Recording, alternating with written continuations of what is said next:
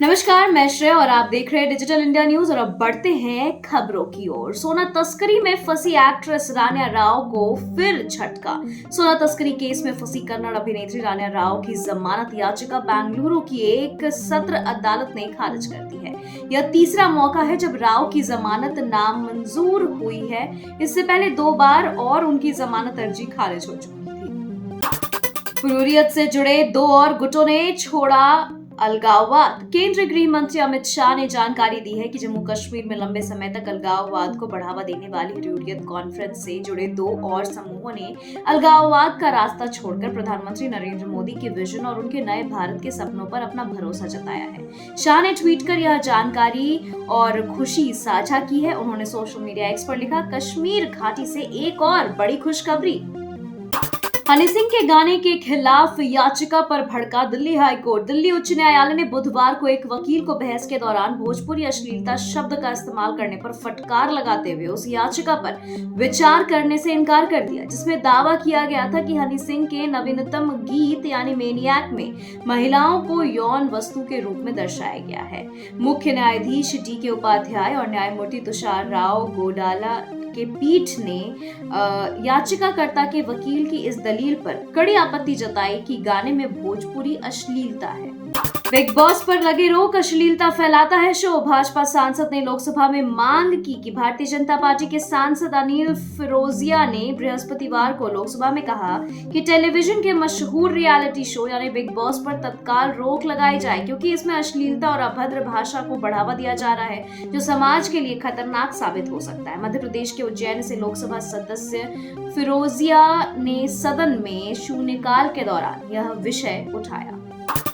आस्था भी अर्थव्यवस्था और आजीविका का बन सकती है आधार। यूपी के मुख्यमंत्री योगी आदित्यनाथ ने बृहस्पतिवार को कहा कि आस्था भी अर्थव्यवस्था और आजीविका का आधार बन सकती है।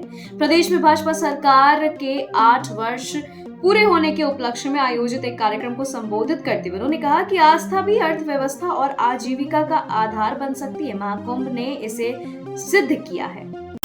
यूपी के पोस्टर से सीएम योगी की फोटो गायब, अखिलेश ने कसा तंज। समाजवादी पार्टी के राष्ट्रीय अध्यक्ष अखिलेश यादव ने मुख्यमंत्री योगी आदित्यनाथ पर एक बार फिर तंज कसा है। एक बार अखिलेश ने यूपी पोस्टर से सीएम की तस्वीर गायब होने को लेकर निशाना साधा है। बता दें कि अखिलेश यादव ने इसको लेकर सोशल मीडिया एक्स पर एक पोस्ट भी की है। उन्होंने लिखा, काम की तरह इस पोस्टर से उनकी तस्वीर भी गायब है, अब उन्हें वापस चले जाना चाहिए। बागेश्वर बाबा धीरेन्द्र शास्त्री के हिंदू राष्ट्र प्लान में कैसी दंड प्रक्रिया और प्रावधान। बागेश्वर धाम पीठाधीश्वर आचार्य धीरेन्द्र कृष्ण शास्त्री लगातार हिंदू राष्ट्र की मुहिम को धार दे रहे हैं। जहां भी उनका दरबार लगता है, हिंदू राष्ट्र को लेकर हुंकार भरी जाती है। पिछले 3 दिनों से धीरेन्द्र शास्त्री यूपी के मेरठ में हनुमंत कथा का वाचन कर रहे हैं। इस दौरान उन्होंने यह भी बताया कि देश में जब हिंदू राष्ट्र बन जाएगा तो क्या क्या होगा। उन्होंने कहा कि भारत के हिंदू राष्ट्र बनने के बाद सनातन धर्म पर अंगुली उठाना बहुत ही निंदनीय कृत्य होगा। दंड की प्रक्रिया बदलेगी और फांसी की सजा मिलेगी। दिल्ली में बीजेपी सरकार ने मुफ्त वाली एक सुविधा बंद कर दी। आपका क्या दावा। आम आदमी पार्टी यानी आप ने दावा किया कि दिल्ली की भारतीय जनता पार्टी यानी भाजपा सरकार ने निजी अस्पतालों में मुफ्त इलाज वाली सुविधा बंद कर दी है। दिल्ली सरकार के पूर्व मंत्री सौरभ भारद्वाज ने गुरुवार को दावा किया कि बजट में इस योजना के लिए फंड आवंटित नहीं किया गया और चुपचाप इसे बंद कर दिया गया है। दिल्ली विधानसभा में हंगामा, विजेंद्र गुप्ता के किस जवाब पर भड़क गए आपके विधायक। दिल्ली विधानसभा में गुरुवार को स्पीकर विजेंद्र गुप्ता के जवाब पर आप विधायकों ने हंगामा किया है। गुप्ता के विपक्ष की नेता आतिशी के पत्र का जवाब देते हुए कहा कि विशेष उल्लेख नोटिस केवल दिल्ली सरकार के अधिकार क्षेत्र के विषयों पर होना चाहिए। उन्होंने कहा कि कानून व्यवस्था केंद्र के अधीन है, इसलिए इस पर चर्चा नहीं हो सकती। आतिशी ने आरोप लगाया कि स्पीकर ने अपराधों पर चर्चा रोक कर केंद्र सरकार की विफलता छिपाने की कोशिश की। विधानसभा में गूंजा मीट की दुकानों का मुद्दा। दिल्ली विधानसभा में प्रश्नकाल के दौरान राष्ट्रीय राजधानी में मीट की दुकानों का मुद्दा उठा है। भाजपा विधायक करनैल सिंह ने नवरात्र से पहले फुटपाथों और दुकानों में खुलेआम मीट बेचे जाने पर चिंता जताई। इस पर पीडब्ल्यूडी मंत्री प्रवेश वर्मा ने जवाब देकर स्थिति स्पष्ट की। दिल्ली सरकार के पीडब्ल्यूडी मंत्री प्रवेश वर्मा ने गुरुवार को नवरात्रि से पहले राष्ट्रीय राजधानी में अवैध मीट दुकानों पर कार्रवाई की घोषणा की है। रूस और यूक्रेन में एक मुद्दे पर सहमति, 2 दिन से कोई हमला नहीं। अमेरिकी राष्ट्रपति डोनाल्ड ट्रंप की मध्यस्थता के बाद रूस और यूक्रेन में सहमति दिखने लगी है। गुरुवार को यूक्रेन के अधिकारी ने कहा कि 2 दिन से हमने एक दूसरे की किसी ऊर्जा ठिकानों पर हमला नहीं किया है। सऊदी अरब में हुई वार्ता का केंद्र बिंदु ऊर्जा अवसंरचना पर हमलों को रोकना था, जिस पर दोनों पक्ष अलग अलग सहमत हुए।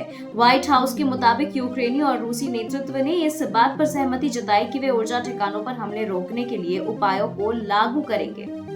तानाशाह किम जोंग का दोस्त पुतिन को नया तोहफा, फिर भेज 3000 सैनिक।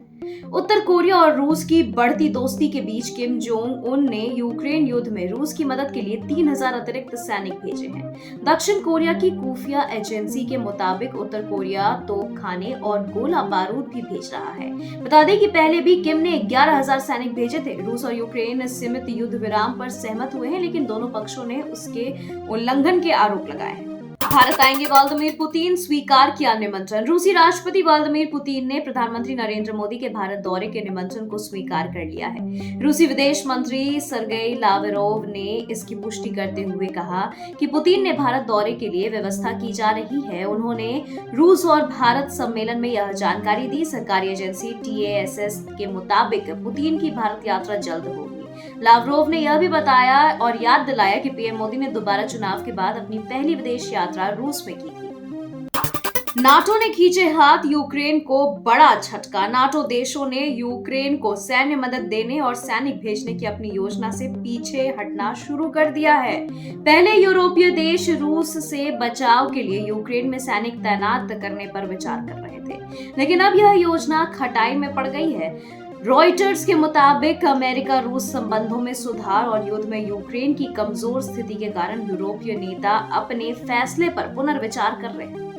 पाक के साथ चीन को भी चैलेंज, बलूचिस्तान में फिर हमला। बलूच विद्रोहियों ने ग्वादर जिले में हमला कर 5 लोगों की हत्या कर दी और कई वाहनों में आग लगा दी। ये वाहन ग्वादर बंदरगाह के सामान लेकर निकले थे। इससे न केवल पाकिस्तान बल्कि चीन को भी चुनौती मिली है, क्योंकि ग्वादर पोर्ट और चीन पाकिस्तान इकोनॉमिक कॉरिडोर चीन की बड़ी परियोजनाएं हैं। हाल ही में जाफर एक्सप्रेस को बंधक बनाने के बाद यह दूसरा बड़ा हमला है, जिससे बलूचिस्तान की अस्थिरता फिर उजागर हुई है।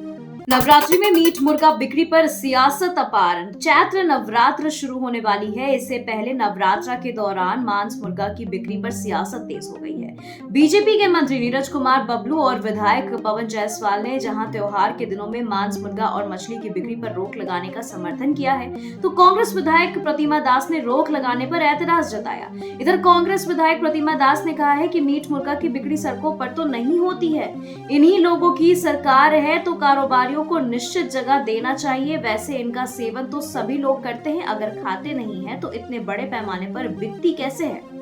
बिहार में ईडी के ताबड़तोड़ छापे। बिहार में प्रवर्तन निदेशालय यानी ईडी ने गुरुवार को ताबड़तोड़ छापेमारी की। इस दौरान भवन निर्माण विभाग के इंजीनियर तारिणी दास के ठिकानों से करोड़ों रुपए बरामद किए गए हैं। नोटों की गिनती के लिए मशीन भी मंगवाई गई। सूत्रों के मुताबिक भवन निर्माण विभाग के मुख्य अभियंता तारिणी दास के पटना में फुलवारी शरीफ के पुरनेरदू नगर स्थित आवास पर छापेमारी की गई।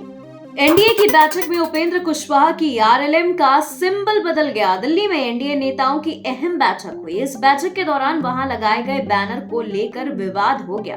दरअसल बैठक के दौरान वहां जो बैनर लगाया गया था उसमें एनडीए के कई बड़े चेहरों की तस्वीर के अलावा इसमें शामिल अलग अलग पार्टियों के चुनाव चिन्ह को भी दिखाया गया था। दरअसल इस बैनर में पंखा के तस्वीर का इस्तेमाल आरएलएम का चुनाव चिन्ह के तौर पर किया गया था, लेकिन पिछले ही साल चुनाव आयोग ने राष्ट्रीय लोक मोर्चा पार्टी को सिलेंडर चुनाव चिन्ह दिया था। अब यह सवाल उठ रहे हैं कि उपेंद्र कुशवाहा की पार्टी के चुनाव चिन्ह को लेकर आखिर इतनी बड़ी चूक कैसे हो गई। पुलिस कर रही चरित्र की हत्या, बाबूलाल मरांडी ने क्यों कहा। सदन में नेता प्रतिपक्ष बाबूलाल मरांडी ने कहा कि भाजपा नेता टाइगर अनिल महतो की हत्या के मामले को कमजोर करने के लिए एसपी भ्रामक तथ्य फैला रहे हैं। झारखंड में कानून व्यवस्था की स्थिति लगातार बिगड़ती जा रही है। वहीं राज्य के पुलिस थाने अब अपराध पर नियंत्रण रखने के बजाय अवैध वसूली के अड्डे बन चुके हैं। उन्होंने आरोप लगाते हुए कहा कि अब रांची पुलिस चरित्र की हत्या कर रही है, जो कि अत्यंत शर्मनाक है। उन्होंने कहा कि प्रदेश के डीजीपी के ऊपर अतिरिक्त कार बोझ है। मैया सम्मान योजना को लेकर खुशखबरी। मैया सम्मान योजना के लाभुकों की बड़ी परेशानी दूर करने के लिए अधिकारियों ने बड़ा फैसला लिया है। इसके लिए फुसरो नगर परिषद में 4 दिवसीय शिविर का आयोजन किया गया। इस शिविर में लाभुकों की त्रुटियों को सुधारा जाएगा, जैसे कि राशि होल्ड होने, आधार लिंक, राशन कार्ड का EKYC कराने और NPCI के अकाउंट से जुड़वाने की समस्याएं। अब महिलाओं के अकाउंट में जल्द से जल्द पैसे भेजे जाएंगे। खबरों के सिलसिलों में फिलहाल इतना ही। बने रहें डिजिटल इंडिया न्यूज के साथ। नमस्कार।